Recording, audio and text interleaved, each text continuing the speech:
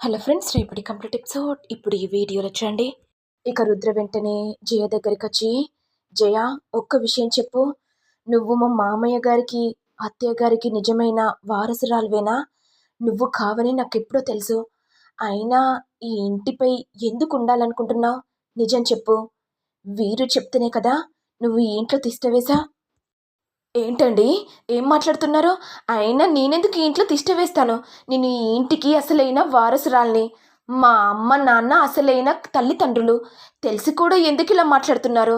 అయినా నేను చిన్నప్పుడే తప్పిపోయానని తెలుసు కదా! అనాథాశ్రమంలో పెరిగాను. ఇప్పుడు మా అమ్మ దగ్గరికి, నాన్న దగ్గరికి చేరుకున్నాను. మీరేంటి ఇలా మాట్లాడుతున్నారు? ఇంకోసారి ఇలా మాట్లాడారనుకో, మా అమ్మకు, నాన్నకు చెప్పేస్తాను. మర్యాదగా ఉండదు. ఇక్కడి నుంచి వెళ్ళిపోండి. చూడు జయ, నువ్వు వీరు చెప్పినట్టుగా నడుస్తున్నావని అర్థమైంది. ఇప్పుడు నువ్వు బాగానే ఉంటావు. ఇక వీరు చెప్పినట్టుగా నువ్వు పెళ్లి చేసుకుంటావు. ఆ తర్వాత ఏం జరుగుతుంది ఆలోచించు. ఇక జయ మనసులో ఇంకేముంది, ఆస్తి మొత్తం నా గ్రిప్పులోకి వస్తుంది. ఆ తర్వాత నన్ను పెంచిన మా అమ్మ నాన్నను ఇంట్లో నుంచి బయటికి వెళ్ళగొడతాను. ఇక ఆస్తితో మహారాణిగా ఉంటాను. చూడు జయ, నువ్వు ఏం ఆలోచిస్తున్నావో నాకు బాగా తెలుసు. ఇక పెళ్లి చేసుకున్న తర్వాత ఇక మా మామయ్య గారి అత్తయ్య గారి ఆస్తి మొత్తం నీకే వస్తుందని అనుకుంటున్నావు. అది ముమ్మాటికి తప్పు. ఎందుకు ఎందుకలా మాట్లాడుతున్నావు? అయినా నిన్నొక్కదాన్నే కదా. ఆస్తి మొత్తం నా పేరు మీద రాయకుండా ఇంకెవరి పేరు మీద రాస్తారు? ఇంకెవరి పేరు మీదనా? వీరు పేరు మీద. ఏంటి, ఏం మాట్లాడుతున్నావు? నేను చెప్పే విషయాలు జాగ్రత్తగా విను. నువ్వు ఏంటి అసలైన వారసురాలని తెలియడానికి నీకు పాయిజన్ ఇచ్చాడు. ఇక నువ్వు చావు బ్రతుకుల మధ్య ఉన్నావు. కానీ నిన్ను కాపాడడానికి ఆ వీరు, ఇషిక ఎవ్వరూ రాలేదు. ఇక సమయం సందర్భాన్ని బట్టి నేను చూశాను కాబట్టి నిన్ను కాపాడి హాస్పిటల్లో చేర్పించాను. ఇక నువ్వు బ్రతికావు. ఒకవేళ నేను లేకపోతే నీ పరిస్థితి ఏంటో ఒక్కసారి ఆలోచించు జయ. నువ్వు అనుకున్నట్టుగా వీరు చాలా మంచివాడు కాదు. నిన్ను ఇరికించి ఆస్తిని సొంతం చేసుకోవాలని బలపన్నాడు. నా మాట విని ఈ పెళ్లి చేసుకోకు. ఒక అన్నగా చెప్తున్నాను, నా మాట విని జయ. రుద్ర సార్, మీరు చెప్పేది నిజమేనా? అవును. నీకో విషయం తెలుసా? ఈ ఇంటిని నాశనం చేయడం కోసం మా చెల్లెని ప్రేమ మాయలో పడేసి పెళ్లి చేసుకున్నాడు. ఈ కుటుంబాన్ని సర్వనాశనం చేయాలని ఎన్నో పొగతో ఉన్నాడు. ఇప్పుడు నువ్వు గనక వీరు చెప్పినట్టుగా పెళ్లి చేసుకుంటే ఇక నువ్వు నరకంలోకి పడతావు. ఆ తర్వాత ఇక నువ్వు జీవితాంతం కుమిలి కుమిలి ఏడుస్తావు. నా మాట విని జయ, ఈ పెళ్ళి ఇష్టం లేదు. అసలైన వారసురాలు నేను కాదని నిజం చెప్పేసేయ్. అవును సార్, మీరు చెప్పేది నిజమే. నేను విశ్వనాథ్ గారికి కన్న కూతురు కాదు. వీరు సార్ చెప్పినట్టుగా నేను ఇలా చేస్తున్నాను. ఏదో డబ్బాషతో నేను ఇలా నటిస్తున్నాను. నన్ను క్షమించండి సార్. నన్ను ఈ ఊబి నుంచి బయటపడేయండి. ఏం చేయాలో అర్థం కావట్లేదు. అయినా ఈ పెళ్లి చేసుకోవడం ఇష్టం లేదు.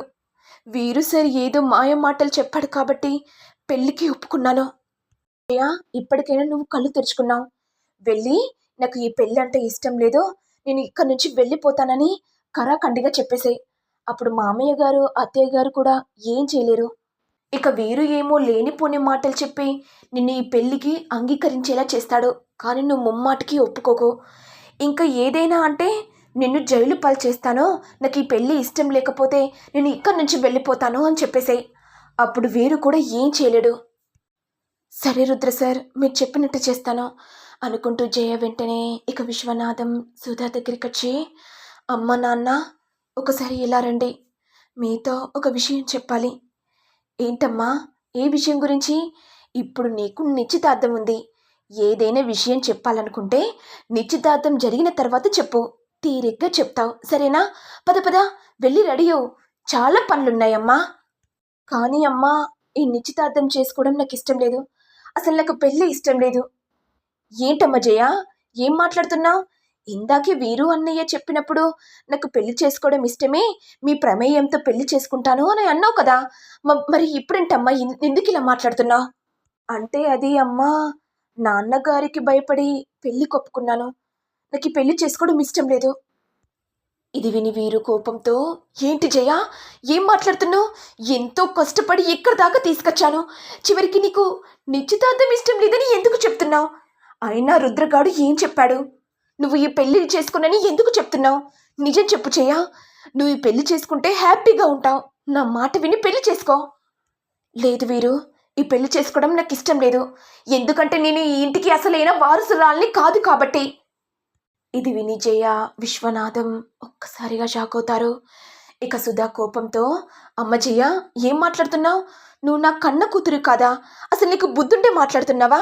చిన్నప్పుడు తప్పిపోయావని చెప్పావు కదా, మరి ఇప్పుడేంటమ్మా ఎందుకు ఇలా మాట్లాడుతున్నావు?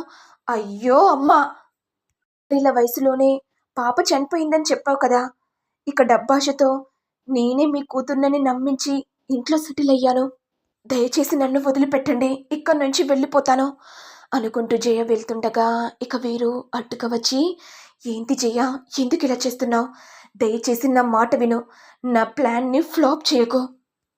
చూడు వీరు, నువ్వు గనక నాకు అడ్డొచ్చావనుకో, నువ్వే అసలైన హంతకుడవని ఇంట్లో వాళ్ళందరికీ చెప్తాను.